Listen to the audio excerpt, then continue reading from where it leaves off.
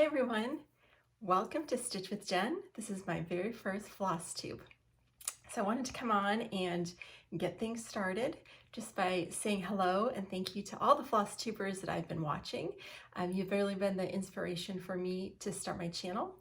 And I thought I'd tell you a little bit about myself, why I have joined the FlossTube community, and share with you a little bit about what I'm working on and hopefully get some of your tips on what I'm working on and some questions that I have. So let's get started. So I'm Jennifer and I live in Iowa with my family. I have two daughters. Both of them are teenagers. One's in college and one is in high school. We've not lived in Iowa for very long. We moved here last May. And so I really don't know anybody. And I honestly have no stitchy friends. So I enjoy watching FlossTube because I like seeing everyone else's enthusiasm for a hobby and a pastime that I enjoy. And I've learned so much in the past year or two just watching FlossTube consistently. So I think my FlossTube is just a way of saying thank you to everyone else who's inspired me and hopefully give someone out there that maybe needs a little encouragement. That encouragement to either spend time with them while they're stitching or letting them know that they can do it, because there's a lot of things I have not tried that I want to.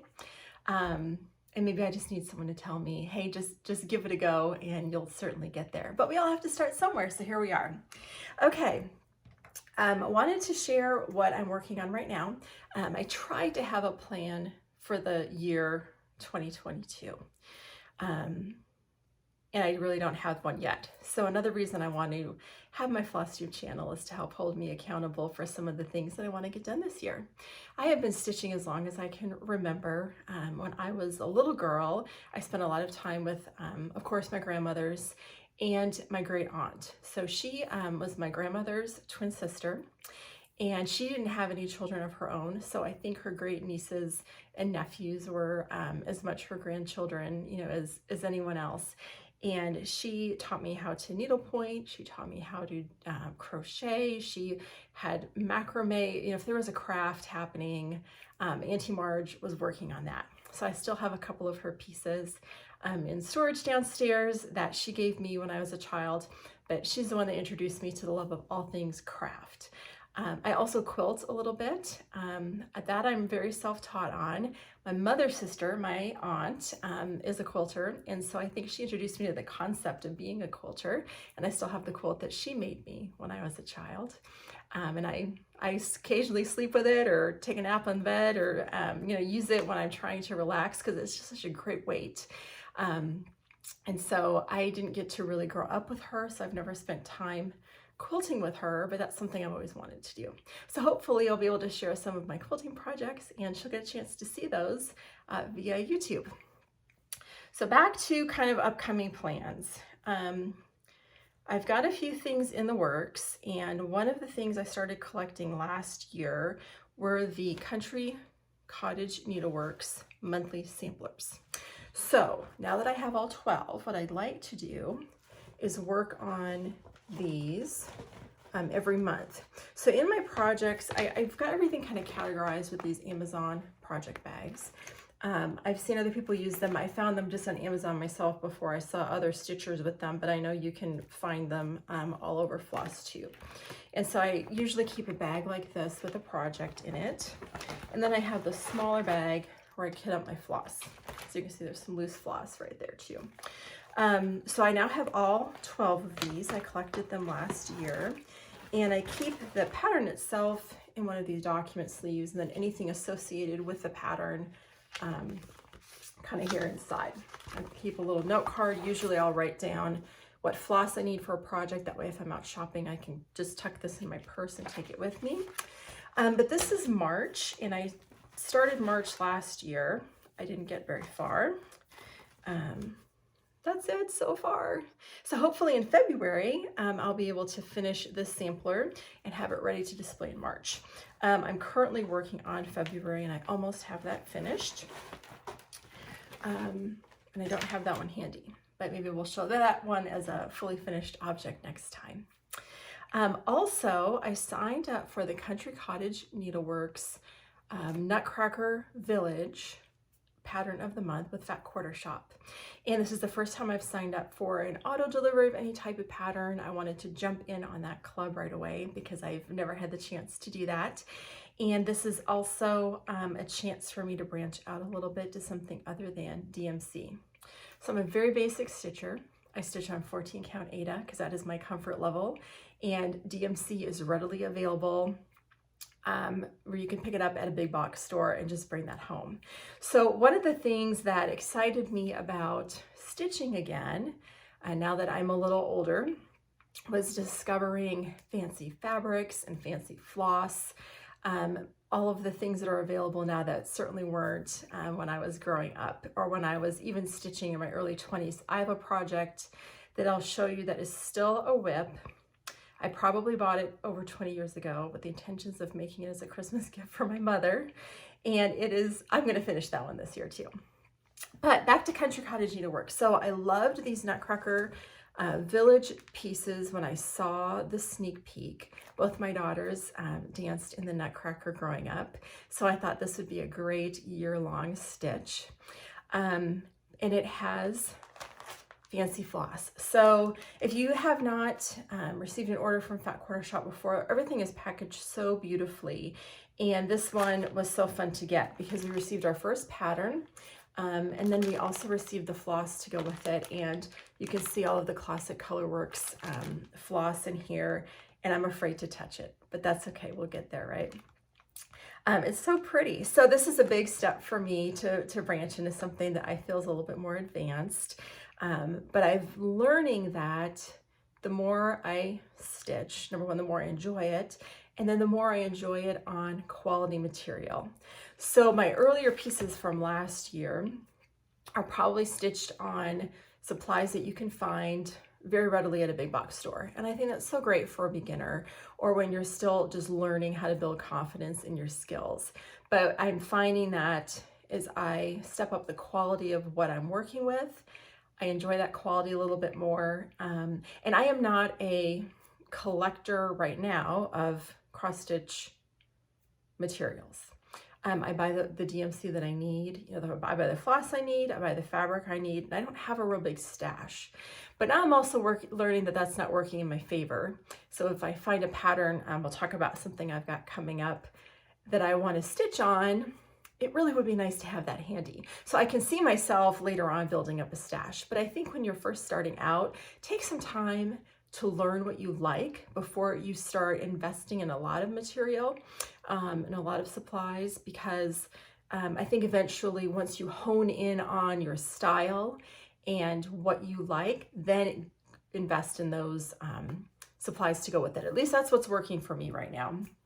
So I did pick up, again from Fat Quarter Shop, Kimberly's recommended beautiful beige, because I've never stitched on linen. Linen scares me, and I think it is so beautiful. I think one of the reasons I started growing an interest in cross stitch again was seeing stitching on linen, and I love the way it looks. But I look at it and I will probably need, you know, I will need glasses. I'll need a light, I'll need a magnifying glass. And I think the unevenness of the linen scares me a little bit. So I'm going to continue working on an even weave fabric. I actually have one piece of, it's either a Monaco or a Lugana that I might try for something else. It's a 28 count. So again, that higher count for me is a little scary. So I do have quite a bit of this 14 count on Beautiful Beige for Nutcracker Village.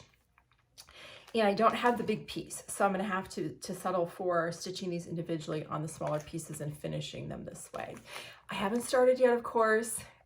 We will get there. So again, trying to keep myself accountable by having FlossTube.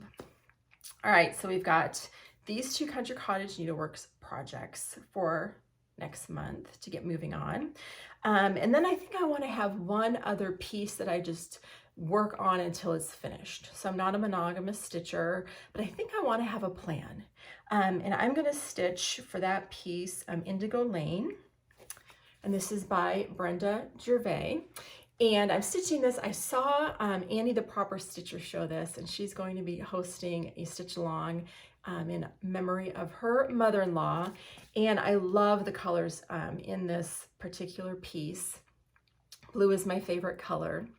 And I Love the linen on here is beautiful, but again, it scares me. So right now I'm trying to find something I can use as a substitute.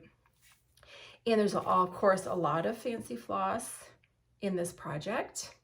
A couple of DMCs, but then there's some Weeks Dye Works, there's some Gentle Arts, there's some Classic Color Works. So I have to order those items and get those into my hands before I can get that started. So they're all in my cart at that quarter shop. I just need to kind of hit that purchase button. I need a couple of other things to throw in there.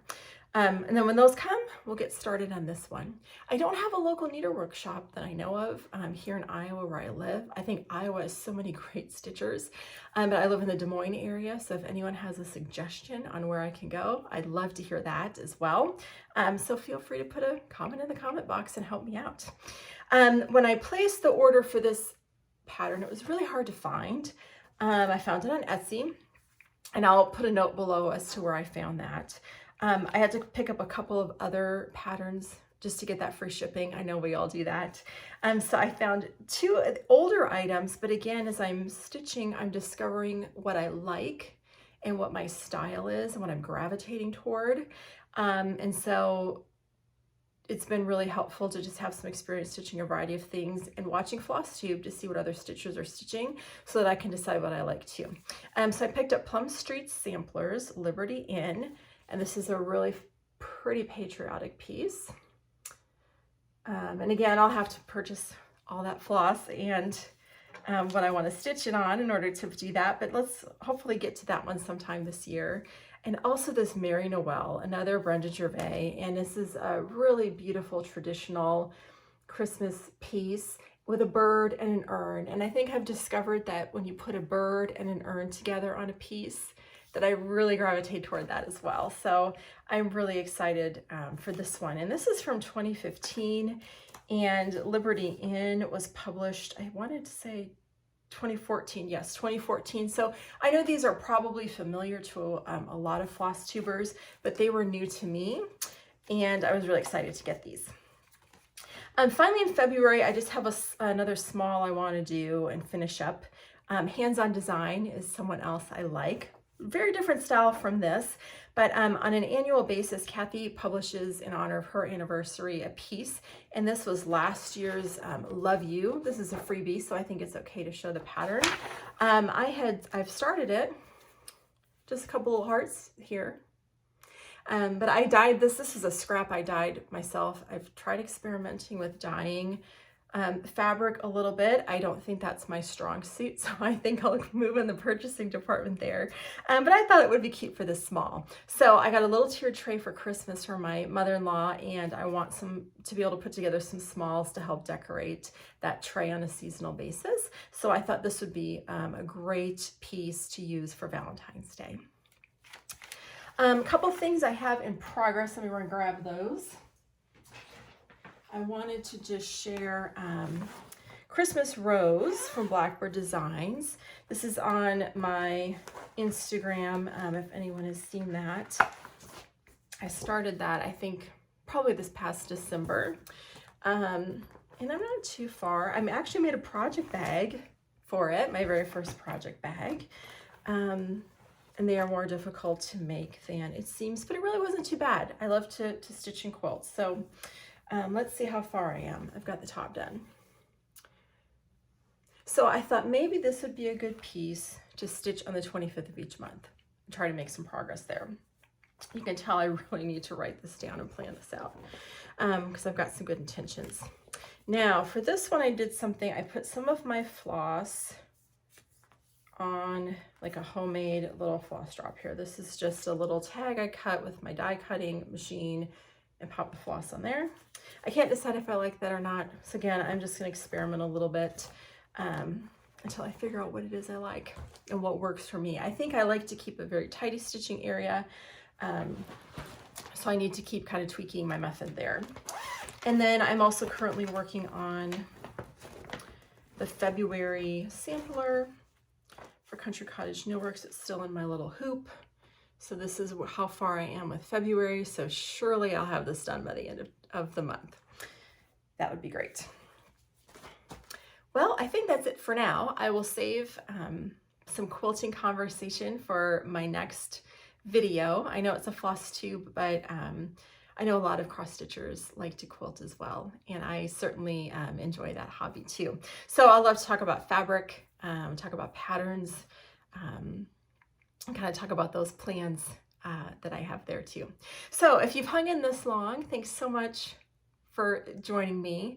I hope that you found a little bit of time to relax and maybe do a little stitching, or maybe you've just discovered that we have some similar tastes and we can share comments on FlossTube together, and I can help encourage you on your stitching journey. So that's it for today. Thanks so much for watching, and I will see you next time.